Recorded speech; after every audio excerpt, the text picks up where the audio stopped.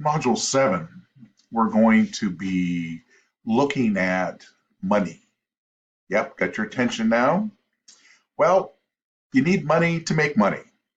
So if you don't have a lot of cash laying around, or if you're not a trust fund baby, then you may need to go to the bank and borrow some money in order to start your business.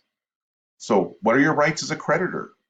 How about if you ship goods to somebody and they don't pay, but you still need to pay the bank? So, what are your rights as a creditor? That's what we're going to explore in this module.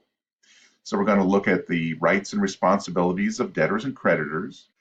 An important topic is secured and unsecured creditors. If for no other reason, in the discussion, the question that you will answer at the end of the discussion will be if somebody owed you money, they go into bankruptcy. Why would it make a difference if you were a secured or unsecured creditor? We're also going to take a quick look at suretyships and an overview of the bankruptcy laws.